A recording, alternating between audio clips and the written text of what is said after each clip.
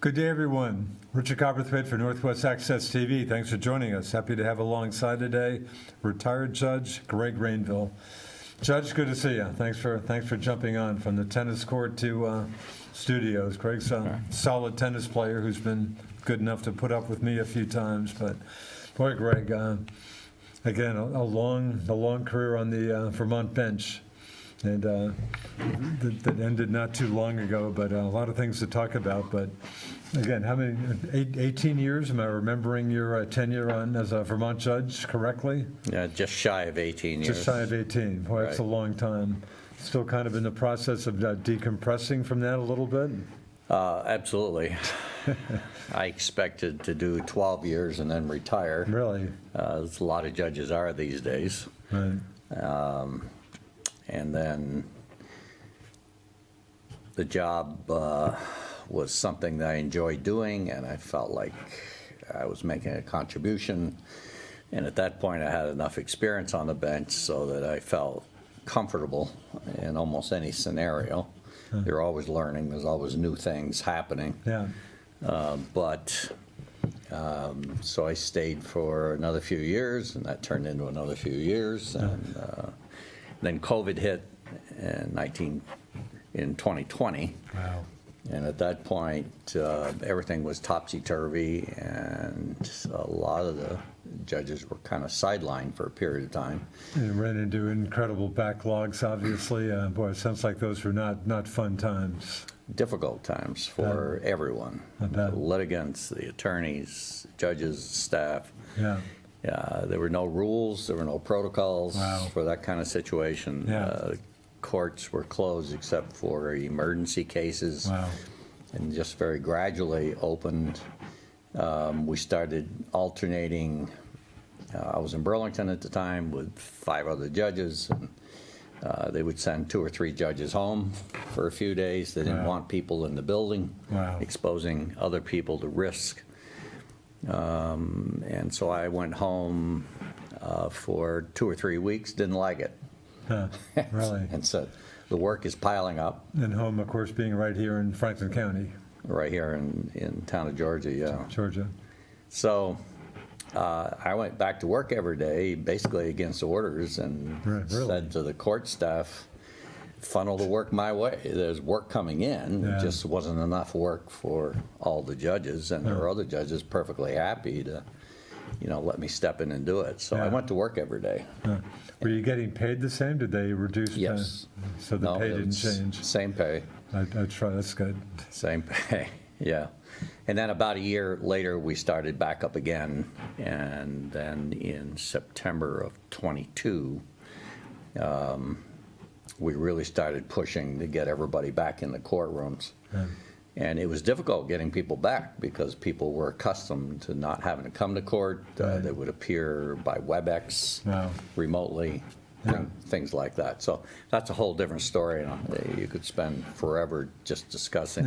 Has the court system recovered from that, or not? Will it ever kind of recover? I mean, the backlog must have been incredible because of the COVID. The court system is close to being recovered. There were a number of cases that were sent to diversions. Some were dismissed. The state's attorneys in various counties had to go through and weed through those cases. That were the most compelling cases because there was just no way that we could handle all of the cases. And a lot of, correct me if I'm wrong, obviously, a lot of the misdemeanor cases, I know it happened in Franklin County, maybe everywhere else, ended up just getting dismissed. Many cases that were what's thought of as lower level misdemeanor cases. Not the domestic assaults, not, violent or assaulted type of. And give us some examples, lower level misdemeanors being? Unlawful mischief, petty larceny. Those type of cases. So first of all, the police had really backed off in terms of who they were citing. So there were many fewer cases filed between 2020 and 2022. So they just weren't bothering citing just folks they would have in the past, or just kind of minor issues? They weren't making the automobile stops. There was a lot less traffic on the road for potential people to be cited to start with, and then of those people, the police were trying to guard against exposure as much as possible. Wow.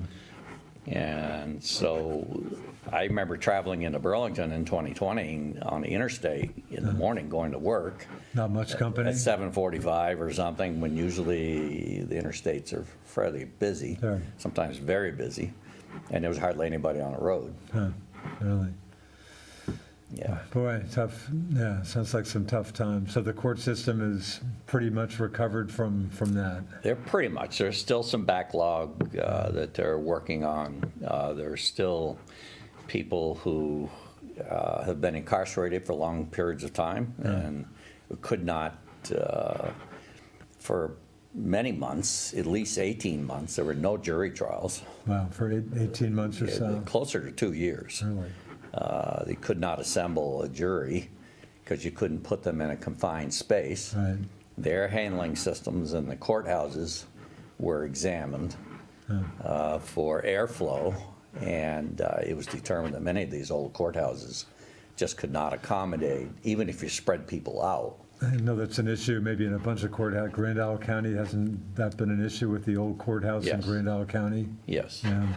Yes. Franklin County, of course, district court is in pretty decent shape. A relatively new court, on Lake Street, are issues there too? Many issues. Is that right? Many issues really with that court? That's getting to be an old building now. Really? And Well, not to they've mention had a lot of, the Church Street courthouse. yes, yeah, that's even worse. Yeah. The HVAC systems Really? in those courthouses are Wow. not set up to handle the kind of airflow that's required under COVID conditions. Wow. So we went about 2 years with absolutely no jury trials whatsoever. So other than people resolving cases through settlements and plea bargains, Yeah. and in some counties there was much more activity in that regard. Huh.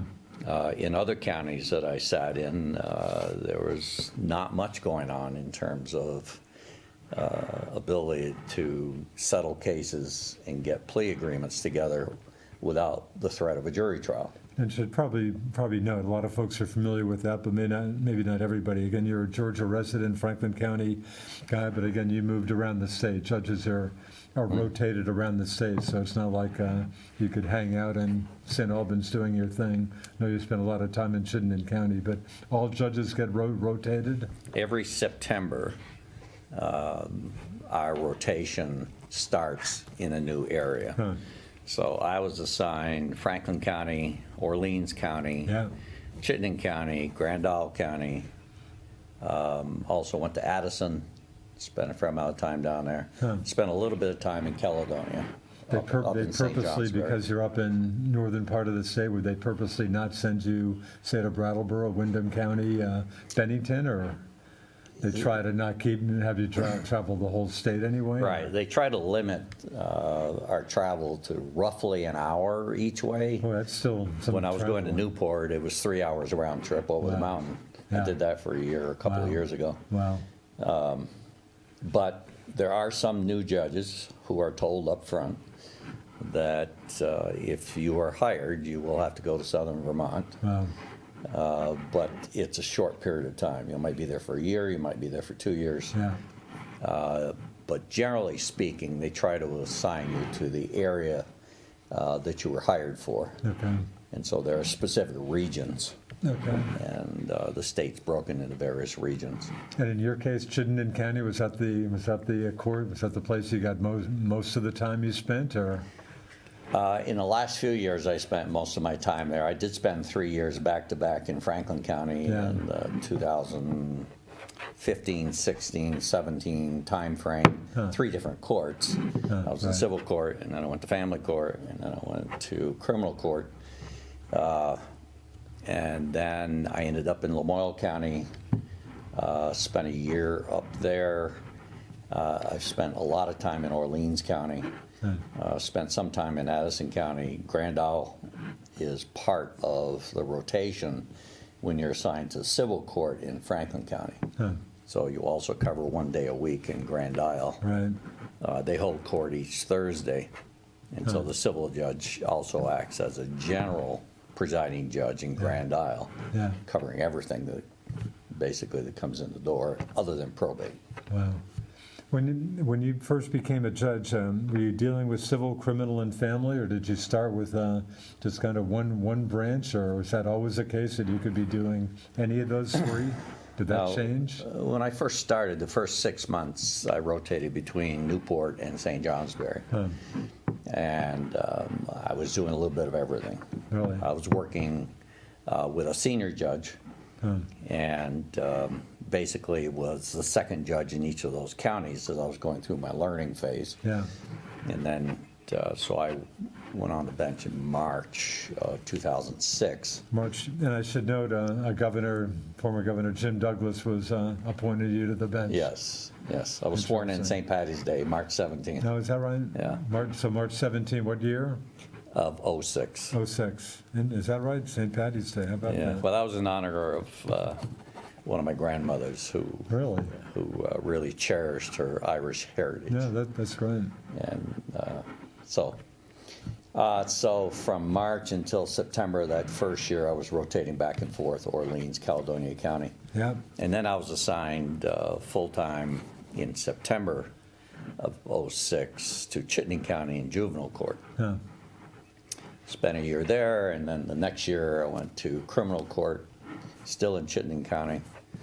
And then I rotated out of there and started serving in other counties. So you spend time, you might do a year as a civil judge, you might do a year or two as a criminal judge in a particular county, and then family court, juvenile court. So we cover a very broad area of subjects. Sounds like it. Have you got what's your favorite or least favorite? I can only assume you like doing, some of those branches more than others, or not particularly. I actually enjoyed family court, but also found it to be the most difficult court, as most judges do. It takes quite an emotional toll. I bet. You're dealing with very troubled individuals. Some of the individuals are very, very good individuals, but we're catching them at a bad time in their life. They're either going through a divorce, or there is some type of paternity action going on. People are often upset with each other. They're not on their best behavior. It's a very difficult, family division's a very difficult court to sit in for any length of time.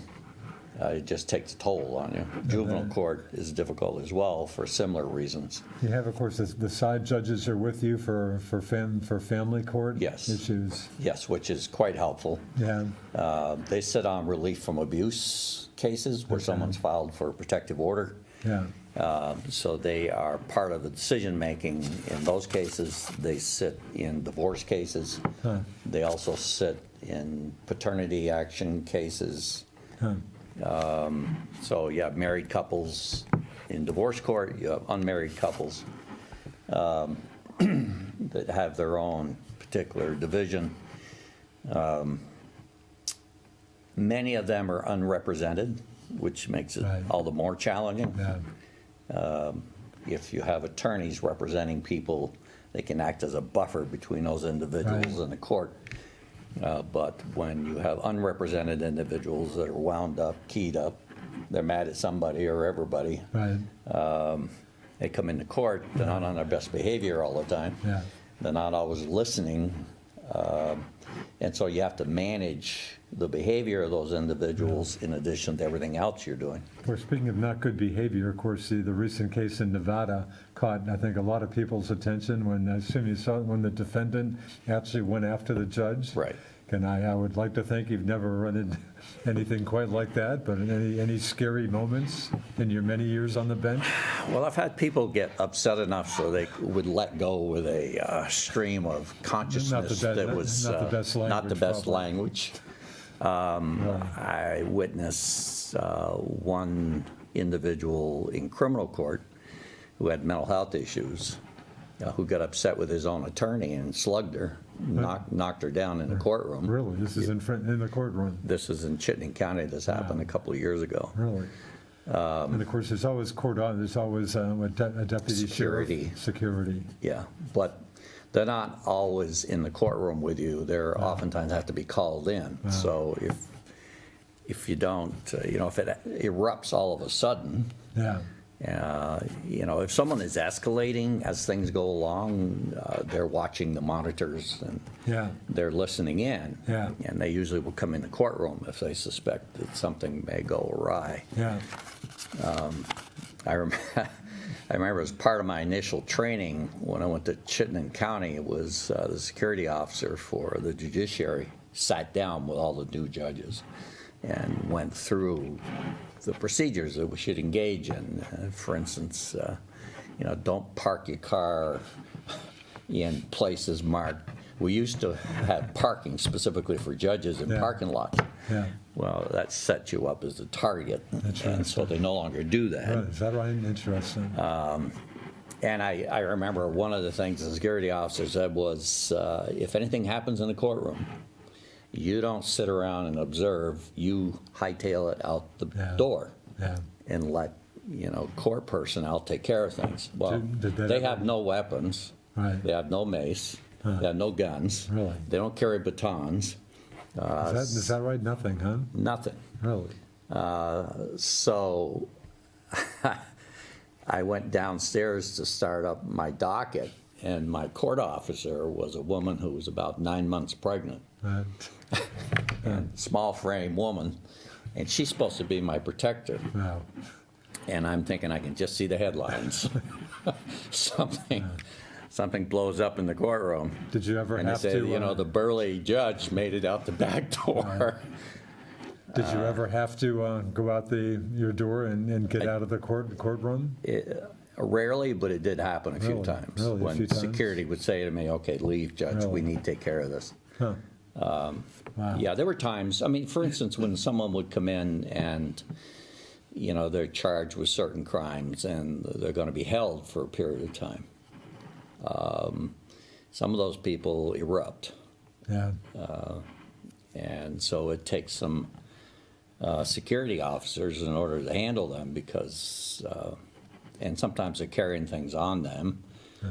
I don't mean weapons, but they might be carrying something else that they don't want to be searched for. Yeah. It happens. Yeah. And I've seen times when security got into a real tussle with individuals in a courtroom. Yeah. Again, it doesn't happen very often, but it does happen. Yeah. Greg, I'm almost getting way ahead of me. I'd like to start with some background, which I probably should have started with first. I mean, you strike me, talk about a perfect story of a local guy who makes very good with a very successful career. But again, a lot of folks around here, Rainville, good Franklin County name, but give us some background. And where did lawyering come from? Where did lawyering being a come lawyer from? when you were a kid, or when did that, and then for a judge? But anyway, give us some background on yourself. So I'm one of 12 kids. Wow. Big farm families. My uncles were all dairy farmers, with the exception of a couple of uncles that married into the family. But aside from that. And correct me if I'm wrong, one of my favorite characters in my many years in Franklin County, Wilford Rainville, was a grandfather? He was my grandfather. Boy, and I know a lot of folks talk about one of my very favorite characters, just an incredible character. He was a character. He didn't have a tooth in his head from the time he was about 40. Is that right? You wouldn't know it unless you looked very closely. He would eat apples and things. Really? So there was a man with a second or third grade education. Yeah. Immigrated to Vermont when he was 4 or 5 years old. Yeah. So he went through a couple of years of education, and that was about it. And he ended up serving a term in Montpelier in a legislature. He was an auctioneer. He owned several farms at one point. So he was born dirt poor, but he was an excellent businessman. He was an okay farmer, but he was an excellent businessman. And so he put together a significant amount of money at a time when people didn't have much money. And it did very well. But he was involved. He was on the school board. He was part of the committee that put together the Missisquoi Valley Union when that was put together in late 60s, early 70s. His first year was, I think, 1970.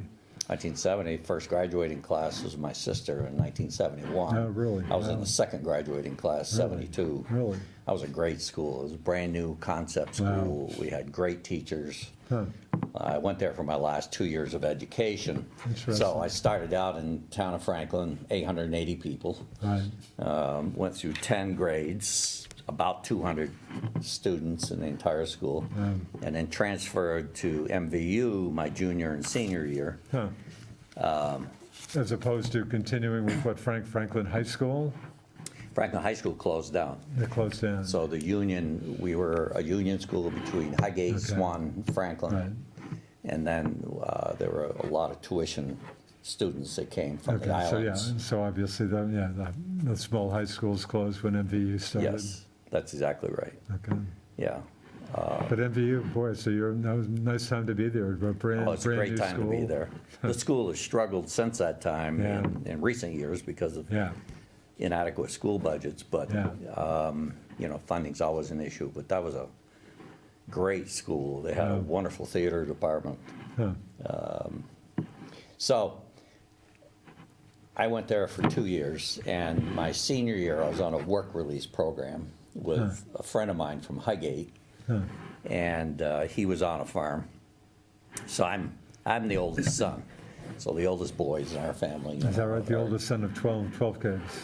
Yeah, second child, oldest son. Second child, oldest son? Wow. Fifth generation, oldest son. Wow. So, Wow. And Frank, you we're see the talking size Frank. of my hands. I mean, that's because, we worked all the time. Wow. 8 years old, I was milking cows night and morning, Really? before school, after Wow. school. Wow. By the time I was 12, I could run every piece of machinery we had, and Really? that's just the way it was on the farm. Yeah, I guess you're not worked hard. milking. I guess you're not milking cows anymore. But I know sugaring has become a big part of your life. Maple sugaring, yes. Yeah, in later years. Wow, So I talk about barely work. graduated out of high school Yeah. because I had the minimum number of credits, Huh. and my grades were just average. Yeah. We never get out of the barn until 9:30, 10 o'clock at night. So in large part just because of all the other work you were doing. Yeah, we missed a lot of school in Springs work. Yeah. We missed a lot of school in Falls work. You can't do that these days. Yeah. They call you a truant. Does that But still happen in Maine with the back then, potato, with the potato harvest and stuff? What, Aroostook County? Is that Right, still a thing in maybe a few places where the kids get out of school, but probably not many places? I don't know if they're still doing Yeah.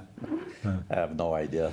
Anyway. I mean, I went to, I did a number of things in school, so it wasn't as if I was absent. Yeah. But on this work release program, you go to school 10:30 in the morning. You get credit for that time being on the farm. Yeah. And that went toward our graduation credits. Yeah. I went to Boy State as a representative. I was president of the Future Farmers of America, FFA.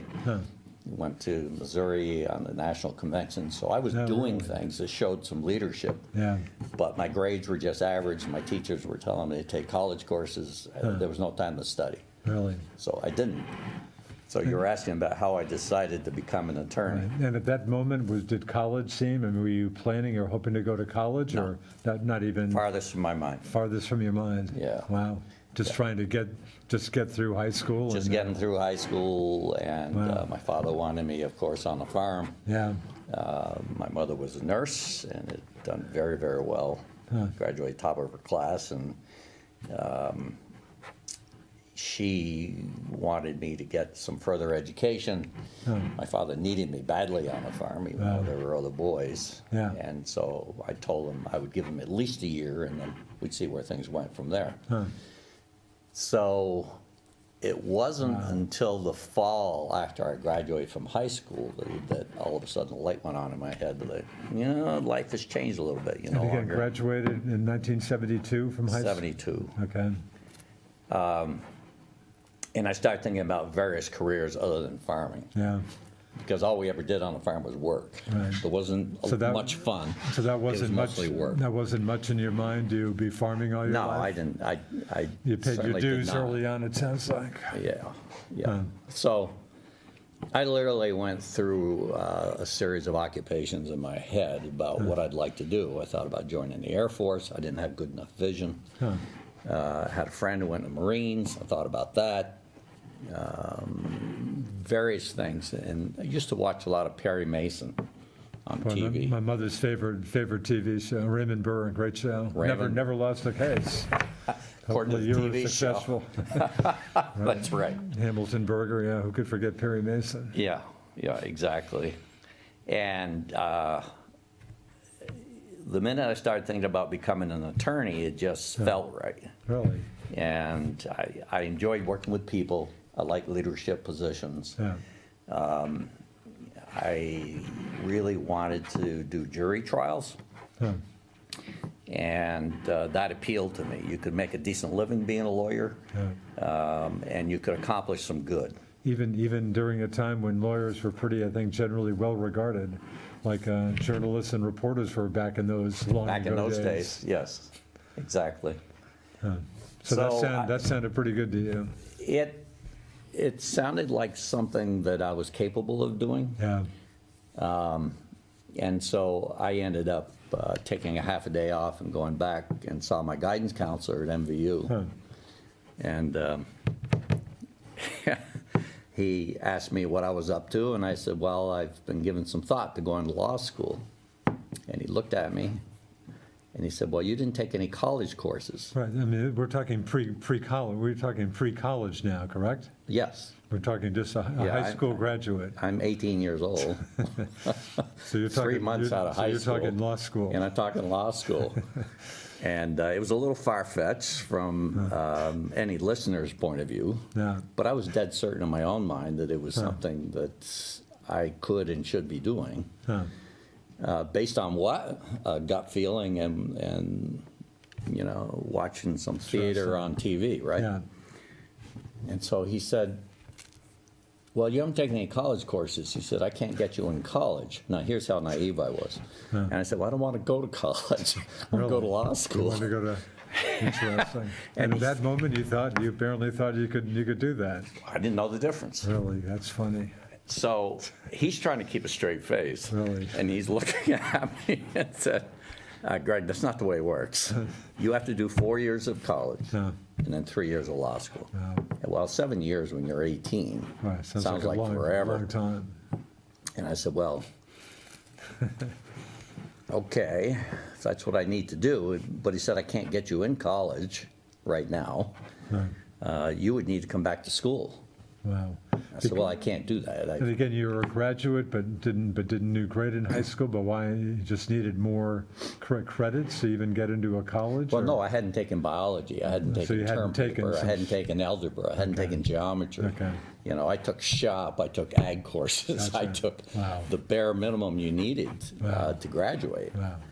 And he said, if you're serious about this, you have to come back to school, Wow. postgraduate. And I said, well, my dad's going to be extremely upset. He's Yeah. dependent upon me. Yeah. He said, well, we could configure it so that you're coming to school half days. Huh. And so you could kind of do both if you think you could make it work. Huh. And is this going to be for 1 year? Was it clear how long? 1 year. 1 year. Yeah. And he said, look, you're capable. You've just got to do the work. And if you do well, he said, I will get you in college. Huh. But you have to come back and do well. Yeah. So I went home, thought about it, and called him up in a couple of days and said, Yeah. okay, if that's what we have to do, let's do it. So he put together a program. I took algebra, I took geometry. Wow. I took American literature. I took chemistry. Those courses. Better person than me. And Well- your father tolerated. He wasn't real happy about this, but tolerated it. Well, he or was quite upset. pretty upset. Yeah, for good reason. Yeah, For good I reason. mean, sounds like you were. Yeah. I mean, a key guy on the farm at that point, obviously, right? I was his oldest boy that knew how to do everything. Right. Did you have other siblings who hung in with farming, or not? Did any Not until years later. really? And there was only one who Really? did any farming. Huh. Everybody went on to other careers. Yeah. I did get on the honor roll Wow. and got into UVM and, the way I went. Did you apply to other colleges too? Was UVM the Yes. place? St. Michael's. Yeah. There was a teacher at Missisquoi who'd been an excellent basketball player for St. Michael's. Really? And he kind of took me under his wing and said, "I'll get you into St. Mike's. You do well here. I'll This get you in." wouldn't be a And he guy. did. This wouldn't be a guy with the first name of Bob, would it? It would, Mr. Krieger. Mr. Krieger. Who could forget Mr. Krieger? Yeah. Yeah, excellent. Interesting. Yeah, Bob was quite the Yeah. guy. Absolutely. Huh. Interesting. But then the reason I ended up going to University of Vermont, it was because I got more financial aid. Yeah. And even that, I didn't get enough to pay the whole bill. So I went back and saw my grandfather. Right. In fact, that was actually in my mind. I remember you telling me this years ago that Wilford came through pretty big time with school, huh? Yeah, he did. My dad had an 8th grade education. Wow. And so, but I knew that Grandpa, being on the school boards, Yeah. valued education even though he didn't have one. Yeah. And he could read, but he didn't write. Yeah. He'd sign his name, and that was about it. But he could read. Oh, yes. Okay. And he read voraciously. Wow. Good for him. He watched the news all the time. He was always up on current events. Yeah. So I went back to him and saw him, told him what I was doing. And people in town were like, "Rainville, what are you doing? Nobody goes back to school once you graduate." And I said, "Well, I'm going to be a lawyer." Huh. And people would just, laugh for good reason, right? I mean, who was I, this kid that barely graduated out of high school saying I'm going to be a lawyer. Well, in the town of Franklin, we didn't have 3 people go to graduate school. Makes me think of our friend Dick Adboys, who we just lost. Richard Dick Adboys just died, who was, of course, lived in Franklin for years later on. But did you have any dealings with, was he any inspiration? Did you Didn't not know even him, know, really. Didn't even know him? at No, that he point? moved to Franklin Much later, about I the guess. time I was in law school. Okay. Yeah. Just comes to mind again. Good guy who died just recently. Yes. Yep, absolutely. So anyway, so what I you're telling found out people when I you got wanna be in a college was I was the lucky one because I knew what I wanted to do. I knew I Good wanted to be a point. lawyer. Good for you. And I'm And- sure a lot of your classmates, not much of a clue at that point, or many of them, Many of them had no clue. nothing I can relate to or anything. Right, I hear you. I had a lot of making up to do because a number of those college students came from New Jersey, New York, A various lot of places. Just then, as of now, a lot of out-of-state students. Yes, Yeah. yes. Probably didn't have a lot of financial problems to worry about too, maybe. That and, they had been pushed in high school and Yeah. they had taken the accelerated courses Sure. and I had barely taken the minimum at this Right. point to get in. So Yeah. first couple of years I had to work. Wow. Friday nights everybody was out doing their thing and I was sitting in the library Right. trying to play catch up. And I did. I learned how to study and I learned how to get the good grades. And I took all those courses I thought I needed to take to be a good lawyer. I took English courses, public speaking, Yeah. theater. And I really concentrated my efforts. I was on the debate team. Wow. So by the time I had graduated, I had focused really hard on cultivating those qualities that would make me a good lawyer. And graduated in 77, 78 or so? or- 77. 77? Yeah. My partner and I won the New England Novice Debate Tournament, Wow. which was the only debate tournament our team won that year. UVM always had a strong debate team, and right now they are doing very, very well.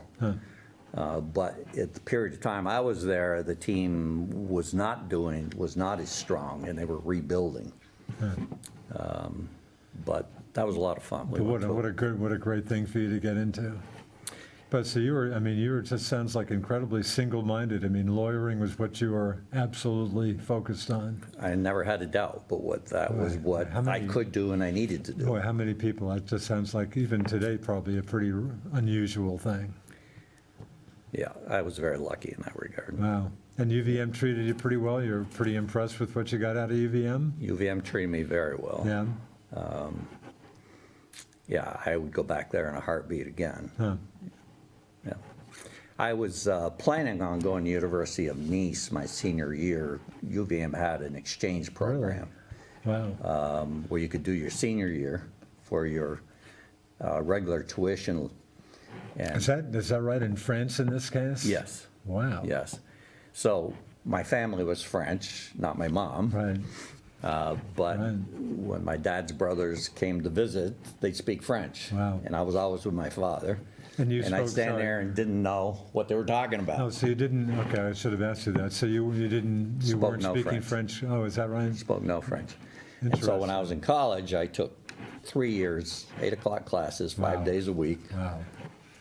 to learn French so I could go to France. Yeah? I was terrible at it. Huh. I had no ear for it. No, really? And when it was my turn to reading class, everybody kind of cringed. Wow.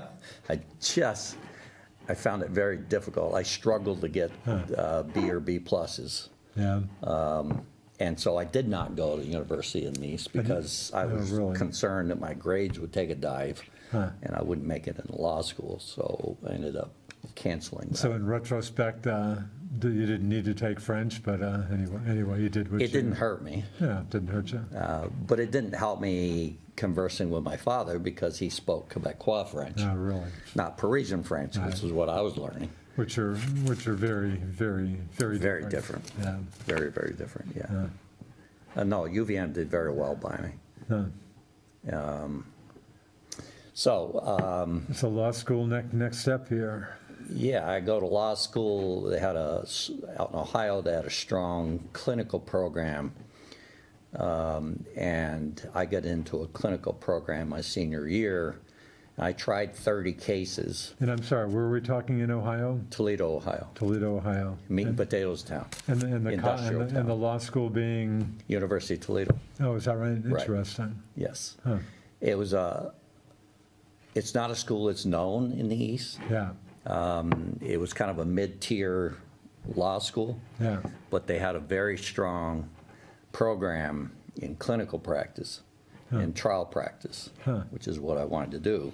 And how'd you hook into University of Toledo?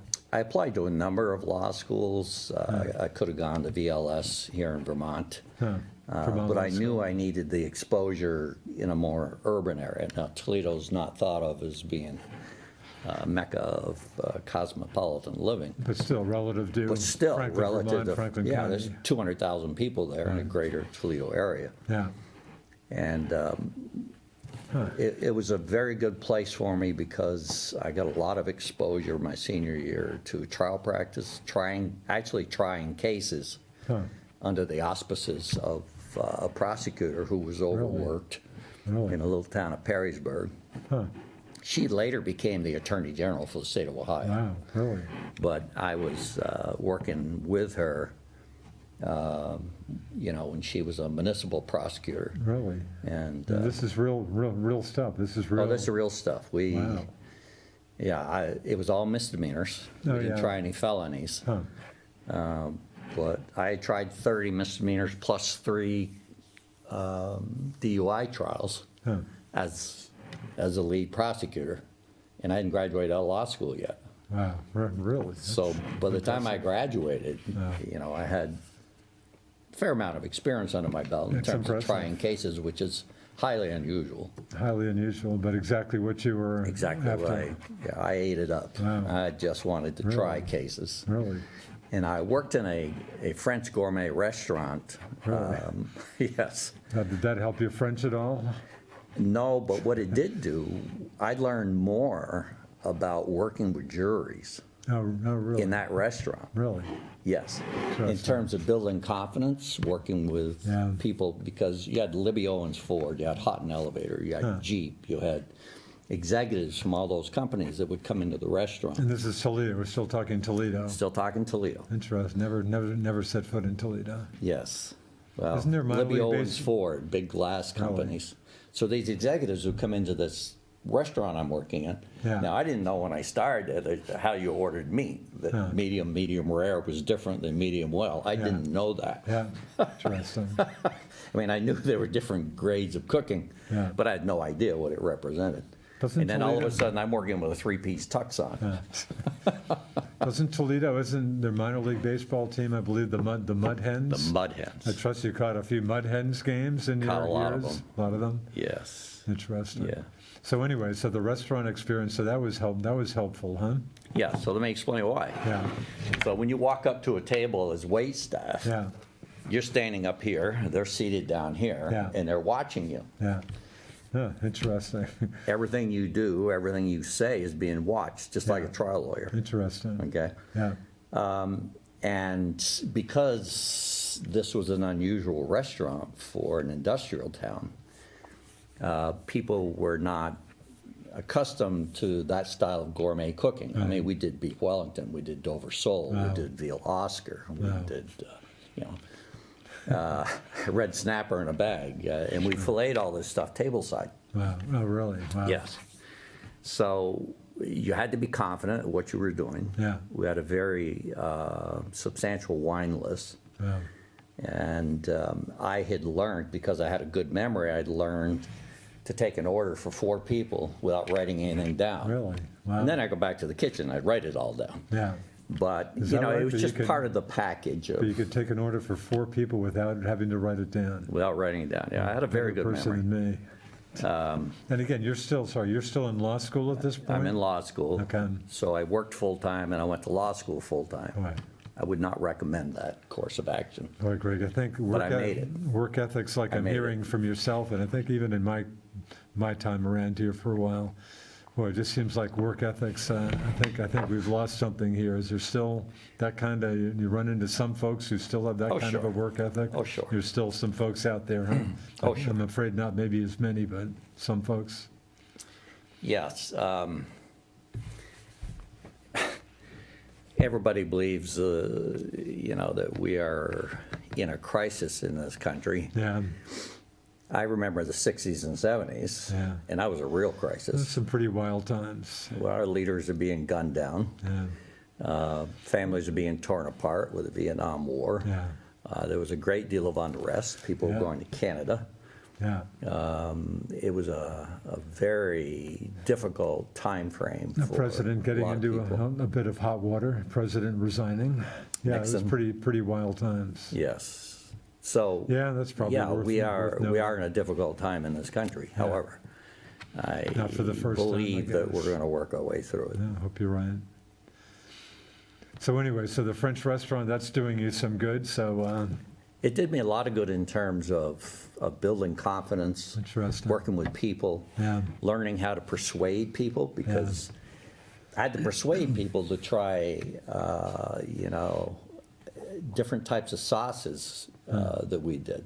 They would order the various meals we have and say, I want the sauce on the side. I haven't touched my water. You want some more water? I haven't touched No, I'm that. good. You're I'm good. Thank you. Okay. Interesting. And so you're basically acting as a salesperson Yeah, and explaining wines to them. Of course, I didn't know anything when I first went to the restaurant Yeah. about wines. yeah, But there were a group of us that would, once or twice a week after work, we'd buy a bottle of wine. And we'd sit down and we'd drink it, so we knew what it was. yeah, And it got to the point where I had a fairly decent repertoire as to Yeah. what the different wines represented yeah, and could describe those to people. yeah, And of course, describing sauces for various things that we cooked. yeah, I didn't know all the ingredients, but I knew enough so we could give the people the flavor, so to speak, yeah, of what the various components were. And people like that. They like to be educated, basically, by someone who was in the business. And I love food anyway, yeah, and especially gourmet food. yeah. I didn't know anything about it, but I was learning. And you could pass that on to people, and people like that. Did wine stick with you? You still like drinking Oh, I some love wine. good wine once in a while? Yeah, so I last time I waited tables was 1981, and I still remember some of the bin numbers of some of the Really? wines. Bin number 121 is Peach Porter Really? Gold Drop, and 160 is the Beaujolais Village, and it sticks in your head, Yeah. because you're doing it over and over and over. Yeah, So it was a good paying job.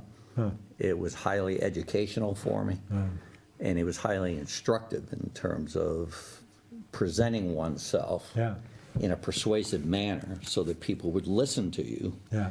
without overdoing it. Boy, interesting. When you first took that job, were you thinking of that, or did you just kind of luck So I had into no it? idea. I was No just idea. looking to make some money. So you just lucked into a job that was just perfect for what you were looking to do? I had a beard at the time, and I interviewed for various jobs. Oh. And one was working at Howard Johnson's. Really? I grew up, of course, in eastern Massachusetts. I think Quincy, Mass is where Hojo's is out of. I grew up right near Quincy. Yes. I know Hojo's. And they offered me a position, but they said I'd have to shave my beard. And I Really? said, nah, maybe not. And I heard about this new restaurant that was opening up. And it was more money anyhow, and more opportunity. Gee, what good fortune. So that just incredible good fortune for how you jumped into that then. Just fell into it. Wow. I mean, I was looking, and I was, Yeah. working at trying to find something that would fit in Yeah. with my schedule. And something where I could make enough money, to help pay the tuition and pay the rent and car Yeah. expenses, things like that. Yeah. Because I was pretty much on my own at that point, but made it through. Huh.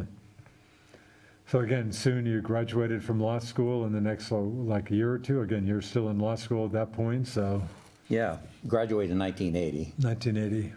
And I had the good fortune of flunking the bar exam. Oh, really? In Ohio or? In Ohio. In Ohio. In Ohio. So your thought was to stay in Ohio at that point? Well, I was offered a plum job. Oh, really? 1980, 1981, there was a great recession on. Huh. They were graduating law students left and right. Yeah. There were too many lawyers. Huh. The year I went in as a freshman in law school, there was a poster Wow. on the entrance door of the law school that said that they had passed 92%. Wow. I'd passed the bar exam Huh. that particular spring. The year I graduated and took the bar exam, they passed about 65%. Really? Had it They gone had down that much? Well, they had really toughened up the bar Oh, exam. really? And they were trying to weed out Wow. attorneys. Wow. And I, because I had been already practicing law, so to speak, trying Yeah. cases, Yeah. didn't take it seriously enough. Interesting. I was still working full-time. Everybody else was taking the bar courses and just focusing 12 hours a day on the bar exam. So you're pretty busy and thinking, well, I'm thinking I can deal with could, if I this. studied hard, I could, I didn't need 12 hours a Yeah. day. I could probably do it in 6 or 8. Yeah. And back then, everything was handwriting. Yeah. You didn't type your answers. It was 3 days of writing just as fast and as hard as you could. Is that right? 3 days? Well, I take that. The second day was multiple choice. Oh, yeah. But 2 of the 3 days was a handwritten essay exam. Wow. And my handwriting was terrible. Yeah. Nothing I can relate. Yeah, my handwriting, when I send folks postcards on my road trips, which I still do sometimes. Richard couldn't read it, but thanks for But thinking thanks of it. for sending it, yeah. I read your name, but yeah, my handwriting's horrible. So that didn't help probably, huh? I missed it by a point and a half. A point and a half? Point and a half. Wow. And, so I stayed, I continued working and took it again, Yeah. in February. So this was July, I guess. Yeah. I took it again in February and passed just fine. But Huh. that time I really buckled down and, Yeah. went after it. But the job I had been offered as a deputy prosecutor, Yeah. which only the top of the class people graduating the top 5 or 10% were being offered those jobs. Yeah. I was nowhere near the top 10%. Yeah. I was in the middle of the class. And even with your experience, I wasn't a, But with my experience, So that's- that's why she offered me a job Okay. to come in, what I call a plum job, because you couldn't find those kind of jobs. Wow. It paid fairly well, but it was a job that would open a lot of opportunities. Yeah. And but at that point, there were too many lawyers. It seems like I still hear that today. It's just tough. There are too many lawyers out there. there were tons of lawyers back that then right? in 1980. They Really? were everywhere Really? competing for jobs. Really? I was offered a job Wow. in a bank working in a trust department, which is not what I wanted to do. As a lawyer. As a lawyer, Okay. after I graduated, Yeah. for less money than I was making in a Is restaurant. that right? Wow. That says it all, I guess. Yeah. So Anyway, because I got a failed good the job. bar exam, I didn't get that job. Huh. Okay. And I was working part-time in a law firm, Huh. as well as working in a restaurant. But in the meantime, I made the decision, I really miss Vermont. Yeah. I wanted to come back to Vermont. Huh. So even though I passed the bar exam at that point, I did come back to Vermont, So we're talking early 80s here, or we're talking 1981, 1981? and I bought my parents' dairy farm. Wow, wow. And that's a long story and a separate story, but Wow. ended up buying the farm in 1982. We got closed on it. 1980 was the highest milk prices ever paid, Really? relatively speaking. Wow. And my dad had an auction, sold off the cattle, Wow. most of the cattle, not all of them. Huh. He had an excellent herd. Huh. What kind of cows? Holstein. Holsteins? Yeah, he had some wonderful genetics, some of which he developed Really? over a period of time. Wow.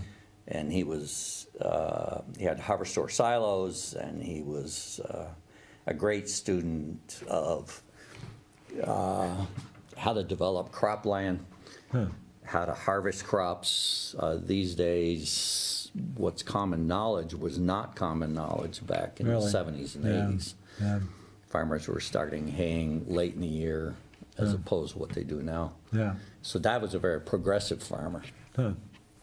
and had done very well. So you bought the farm, but the cows have been sold off? He So- had young cattle, but Okay. all the mature cattle had been sold. Okay.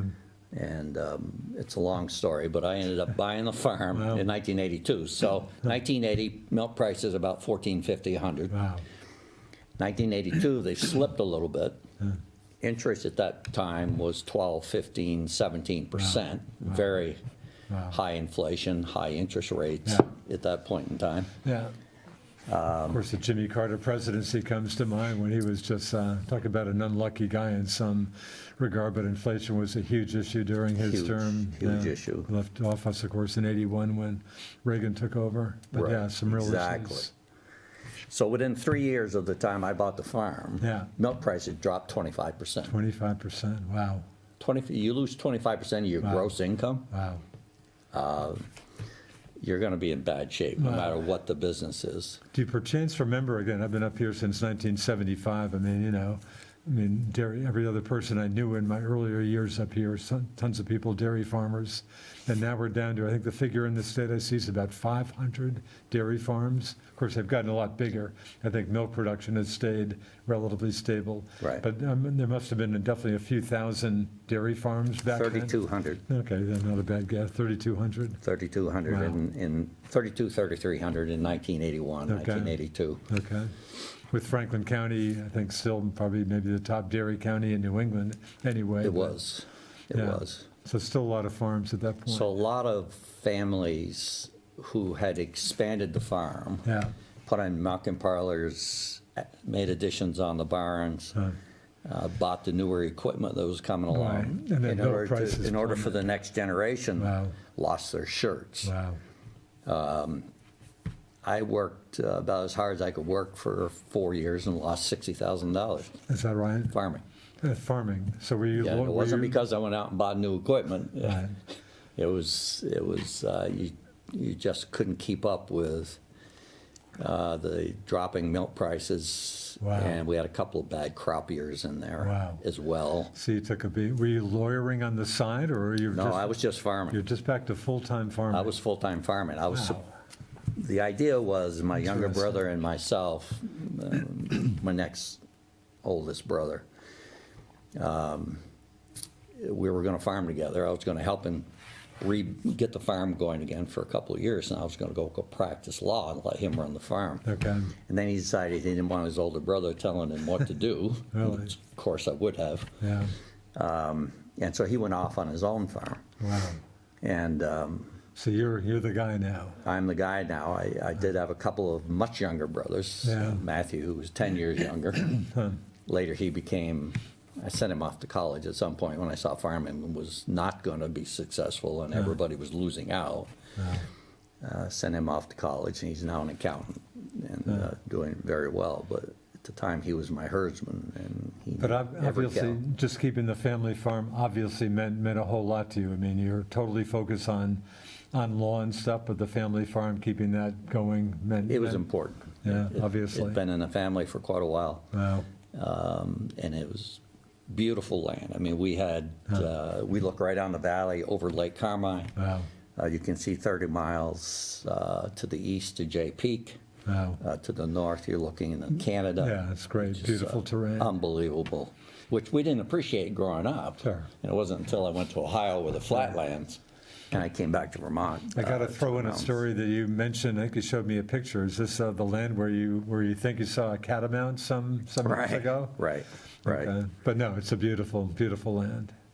Yes. Boy, so you're having some tough years. I should know we're down to 3 minutes, and I'd sure like to think I can bring you back for another hour at some point to get back into your judgeship. But, Sure. but I think this is so interesting to me.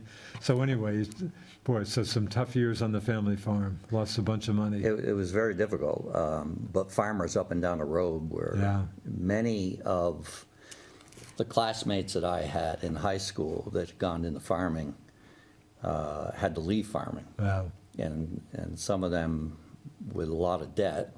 Yeah. Those farmers who had a lot of equity, they were able to maintain the farms at great expense, took on big mortgages. Yeah. Many other farmers had to sell out. I bet. We ended up selling out to a cousin of mine who took over the biggest portion of it. And that would have been like 86, 87, somewhere around there, or late 80s? 1986. 86. 86. Wow. And I started practicing law a year or two before that, and I tried to practice law and run the farm Boy, that at the same time. couldn't have been easy. That was insane. I bet. Didn't work. Yeah. Did not work. And I tried to hire help to replace me. And I walked into the barn one day, and the hired man was turning cows out back into the free stall without milking them. Without milking them? Yeah, he decided he didn't want to have to milk that many cows that night, and I happened to come in a back door. Wow. And I saw him open the gate and kick out a bunch of cows in the holding area. Wow. Where you hold cows until you run them through the milking parlor. Yeah. And he was just kicking them out the back door without milking them. Wow. So I knew I was done. Learned some tough lessons. Interesting. Well, I think, like I said, I sure hope I can talk you into another hour and get back into your judgeship, but I think this has been fascinating to me, and I think our viewers and stuff interesting. So single-minded lawyer, but farming, wanted to keep the family farm and took a real shot at it, and things didn't work out so well. But anyway, so at that point, I guess we've got another 30 seconds or so, but at that point, lawyering again became your total work focus. Total focus, yeah. And who were you working, who was your? I started out with Ted Tyler, Bill Brooks, Larry Bruce. Right? Tyler, Bruce, Good and folks. Brooks. Yeah. And of course, we'll bring this up hopefully next show, and I can remember when you got into politics, Democratic Party politics, and you're the Democratic Party chairman, and your boss, I guess, Ted Tyler, one floor above you, as a Republican county chair. I love that. I love telling folks about that. So, Right. Anyway, well, thanks for that You're hour, welcome. Greg. Very interesting. Again, I sure hope we have another hour because I want to get back into your judgeship. But thanks for the time. Again, retired judge, former farmer Greg Rainville. Thanks to my man Josh Pryor, our producer, for doing the hard work. Thanks for watching us here on Northwest Access TV. I'm Richard Cowperthwait. See you next time.